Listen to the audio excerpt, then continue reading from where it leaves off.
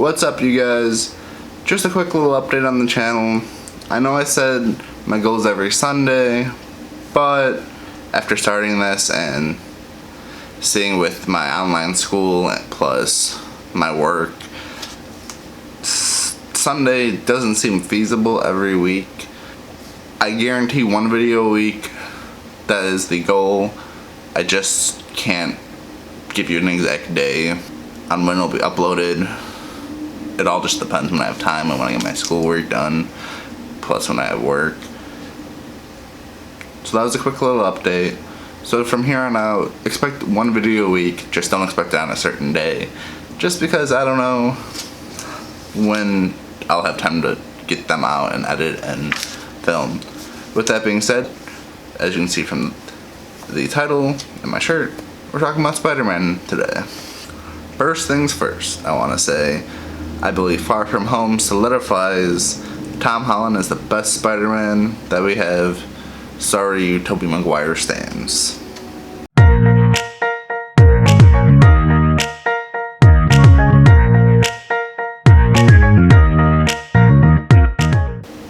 Real quick, guys, spoiler warning for Spider-Man Far From Home if you haven't seen it. Nothing too big until the end when I talk about the end credit scene, so, but if you don't want to know anything, go watch something else. So I'm going to start with the beginning of the film. Right at the very beginning, they did that little in memoriam video for Tony and Cap and Natasha, and I thought that was awesome and hilarious and perfect. As someone who was in high school, who was in college and was in high school about 5 years ago or something, I feel like that is so accurate into what would actually be produced at a school in an in memoriam video, because it looked awful, it was funny, it was played for a joke, but it was pretty accurate to what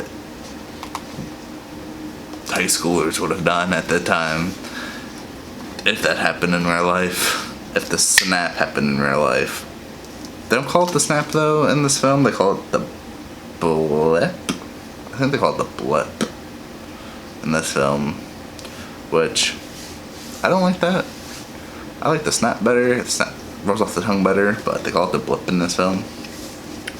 Oh, so I definitely ship Aunt May and Happy. I think that their relationship is awesome, it's funny. I think they work together, and I want them to be together. Hopefully Happy gets his girl, because apparently this is just a summer fling for Aunt May, but hopefully Happy wins her over. I thought Zendaya and Tom Holland had great chemistry throughout the film, and they have great chemistry together, and I thought that made MJ and Peter Parker relationship look good. I really liked their relationship. I thought they played well off each other. All I'm trying to say is Tom Holland and Zendaya have great on-camera chemistry, and they bring a great chemistry between MJ and Peter, and I think they have great, I think it's just great.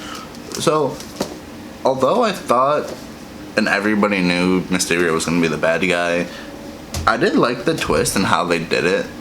Even though everybody knew going into the film he was the bad guy, he was, if you read the comics, googled his name, anything for the film, you knew he was the bad guy going into the film. But the twist, I think, worked for the film, knowing that everyone's gonna know he was the bad guy.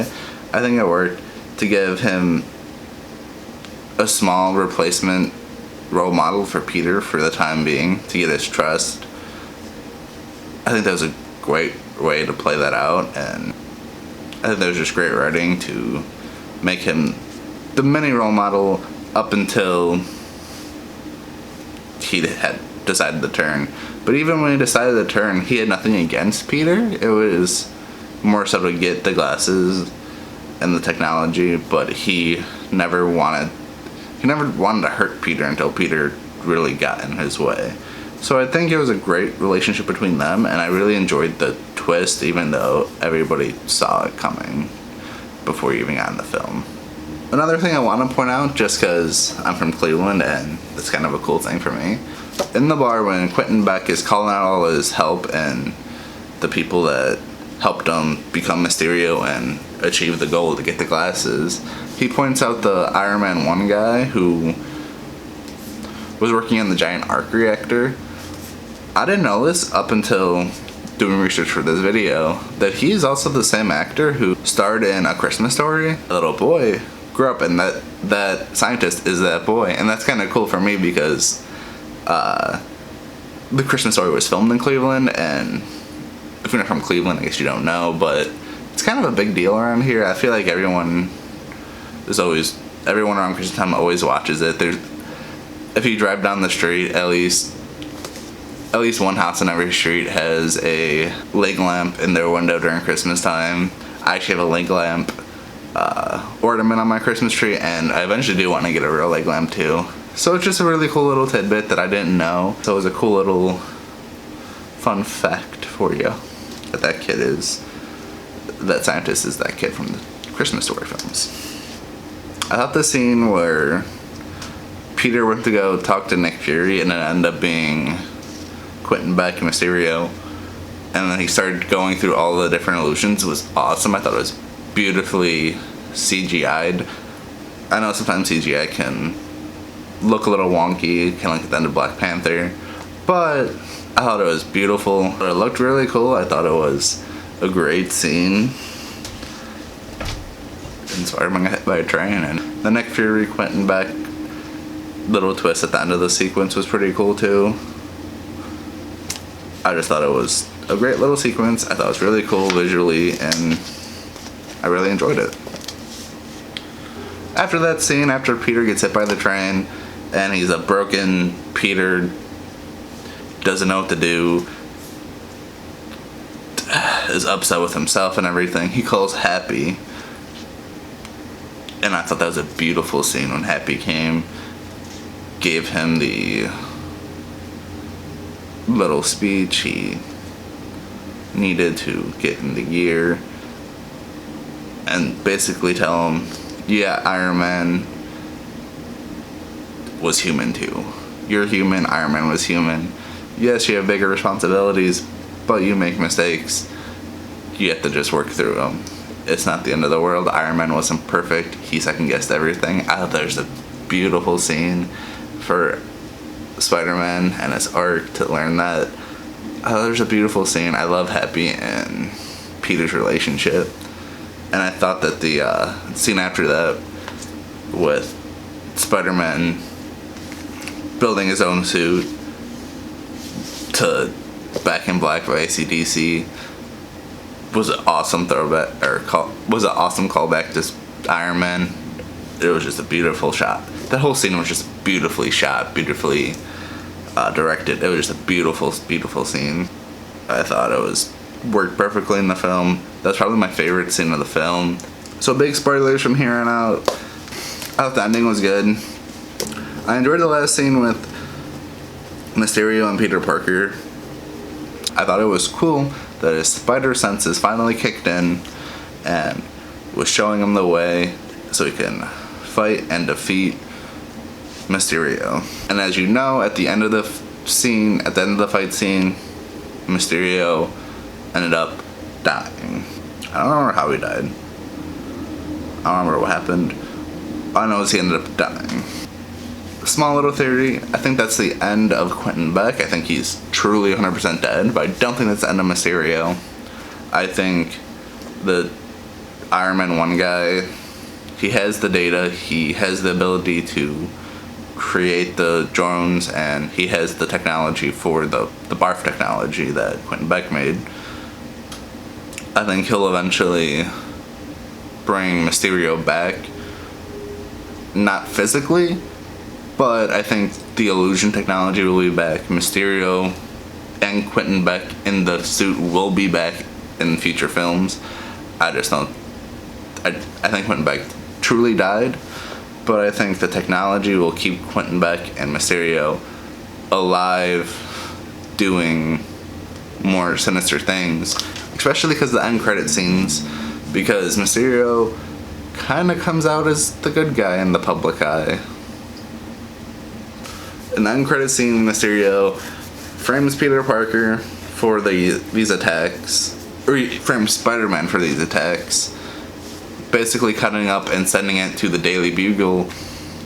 Awesome news, J.K. Simmons reprised his role as J. Jonah Jameson in the end credit scene as the person who leaked the footage of Quentin Beck basically throwing Peter Parker, Spider-Man, under the bus, and also leaks his name to the public, leaks Peter Parker out as Spider-Man, which I'm ecstatic for. I think that's awesome. We've never seen that in the movies. We've always seen Spider-Man's identity hidden in the movies. I'm very excited to see how they go about Spider-Man identity being revealed in the public. I know it's not a new thing in the MCU that superheroes' names and identities are just out there, but Spider-Man, it's always a big deal for Spider-Man to keep his name secret, so I'm excited to see how they go with it. I really hope they don't poo-poo it and just kind of have Doctor Strange wipe everyone's mind or whatever. I really hope that they elaborate on that story piece and make it a bigger thing in the future. I'm also excited about the other end credits scene. I really don't know the implications of it yet, but I think it's really interesting that throughout the film, Nick Fury and Maria Hill were both Skrulls, and Nick Fury is somewhere deep in space. I don't really have an idea or a theory on it yet, or what actually is going on, but I think it's an exciting thing that I'm excited to learn and see in the future. Overall, I love this film. If I had to rank it in my list, I'd probably make it my second favorite Spider-Man film, only behind Homecoming. I think that these films are by far better than any of the other Spider-Man films. Again, sorry, Tobey Maguire and Sam Raimi stans. These are just better in my opinion. I haven't seen Into the Spider-Verse yet, so I can't really include that onto my list. I know it's on Netflix, I'll eventually see it, but I haven't seen it yet, so I can't. As far as my MCU films, I haven't made that list yet. I think that's going to be a separate video at some point down the line when I have some little bit of a following. But Far From Home, I would definitely rank as my second favorite Spider-Man movie, just behind Homecoming. Tom Holland is by far the best on-screen Spider-Man we have. Besides that, let me know what you thought about this film. Leave it in the comments below. Give me your opinions, where it ranks. I'd love to know. Thank you for liking, commenting, and subscribing. I really appreciate it. It helps me a lot. I am really excited about this channel and love the support that I've gotten so far. Thank you.